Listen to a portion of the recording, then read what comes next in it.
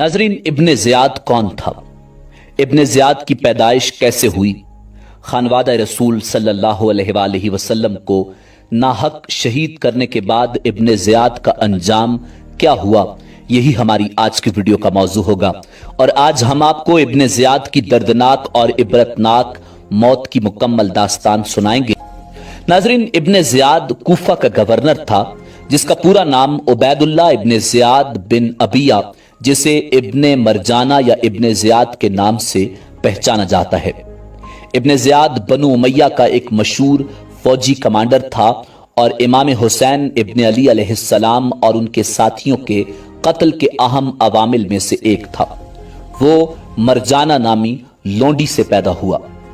नाजरीन, बाज मौरिखीन ने तंजिया अंदाज में इब्ने ज़ियाद को उसकी वालिदा से मंसूब किया है और उसे इब्ने मरजाना कहा जाने लगा, जिससे मुराद इब्ने ज़ियाद की पैदाइशी नापाकी है। मौरिखीन ने लिखा है कि इब्ने ज़ियाद की वालिदा से किसी ने जिना किया, जिसके नतीजे में इब्ने ज़ियाद की पैदाइश हुई, यानी वो एक लोंडी से पैदा हुआ था। नाजरीन, इब्ने ज़ियाद वाक़या करबला का मरकजी किरदार था, क्योंकि उसके हुक्म पर इमाम आली मकाम इमाम हुसैन अलैहिस्सलाम और उनके अहले खाना पर पानी बंद किया गया था।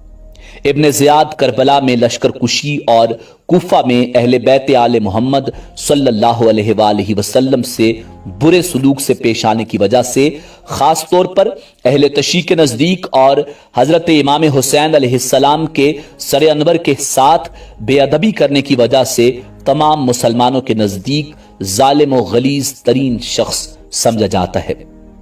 नाजरीन, करबला के बाद कूफा में होने वाले दिलखराश वाक़यात में से एक वाक़या यह है कि इब्ने ज़ियाद के पास जब हजरत इमाम आली मकाम इमाम हुसैन अलैहिस्सलाम का सर अनवर पेश हुआ, तो उसने अपने हाथ में मौजूद छड़ी के साथ आपके होंठों और दांतों की बेहुरमती की, तो दरबार में मौजूद सहाबी रसूल खुदा ज़ैद बिन अरकम ये गुस्ताखी देखकर रोने लगे और कहने लगे, ए इब्ने ज़ियाद, इस छड़ी को इन होंठों से उठा लो। खुदा की कसम, मैं कई मर्तबा इन होंठों पर रसूलुल्लाह सल्लल्लाहु अलैहि वसल्लम को बोसा लेते हुए देख चुका हूं। नाजरीन, यही रिवायत यजीद इब्ने मुआविया के बारे में भी मिलती है कि उसने हजरत इमाम अली मकाम इमाम हुसैन अलैहिस्सलाम के होंठों और सर अनवर पर छड़ी मारी थी। यही इब्ने ज़ियाद मूसल में 30,000 फौज के साथ उतरा। मुख्तार सक़फ़ी ने इब्राहिम बिन मालिक अश्तर को उसके मुकाबले के लिए भेजा। मूसल से 15 कोस के फासले पर दरियाए फुरात के किनारे दोनों लश्करों में मुकाबला हुआ और सुबह से शाम तक खूब जंग हुई। जब दिन खत्म होने वाला था और आफताब करीब गुरूब था, उस वक्त इब्राहिम की फौज गालिब आई और इब्ने ज़ियाद को शिकस्त हुई। नाजरीन, इब्राहिम बिन मालिक ने हुक्म दिया कि फौज मुखालिफ में से जो हाथ आए उसे जिंदा न छोड़ा जाए। बहुत से हलाक किए गए। उसी हंगामा में इब्ने ज़ियाद भी फुरात के किनारे मुहर्रम की 10वीं तारीख सन 67 हिजरी में मारा गया और उसका सर काट कर इब्राहिम बिन मालिक के पास भेजा गया।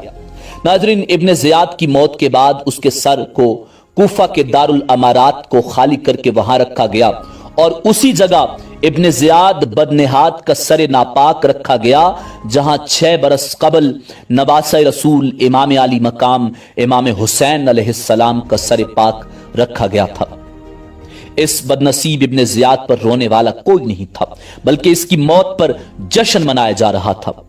इमारा बिन उमैर से मरवी है कि जब उबैदुल्लाह इब्ने ज़ियाद का सर मां उसके साथियों के सरों में लाकर रखा गया, तो मैं उनके पास गया। अचानक गुल पड़ गया। आया मैंने देखा कि एक सांप आ रहा है। वो सांप सब सरों के बीच में होता हुआ इब्ने ज़ियाद के नापाक नथनों में दाखिल हो गया और थोड़ी देर ठहर कर चला गया, हत्ता कि गायब हो गया। फिर गुल पड़ा, आया 2 या 3 बार ऐसा ही हुआ और यूं खानवादा रसूल सल्लल्लाहु अलैहि वसल्लम पर करबला में मजालिम ढाने वाला इब्ने ज़ियाद अपने इबरतनाक अंजाम को पहुंचा। नाजरीन, रिवायात के मुताबिक मुस्लिम बिन अकील रज़ी अल्लाह ताला अन्हो ने कूफा में इमाम हुसैन अलैहिस्सलाम के हक में زمین ہموار کرنا شروع کی تو یزید بن معاویہ نے ابن زیاد کو بصرہ سے تبدیل کر کے کوفہ کا گورنر مقرر کر دیا۔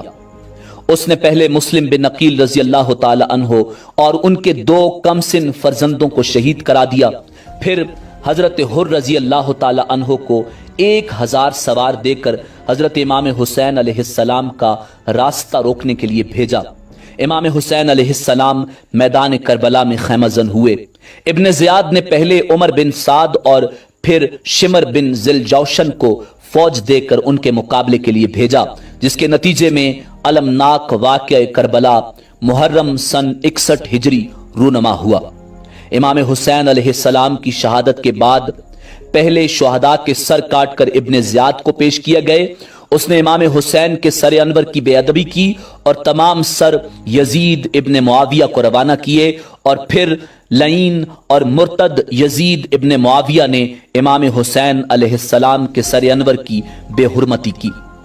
محرم سن 67 ہجری میں ابن زیاد مختار سقفی کے جرنیل ابراہیم کے ہاتھوں مارا گیا، جس میں ابن زیاد کو شکست ہوئی اور وہ میدان جنگ میں قتل ہو گیا۔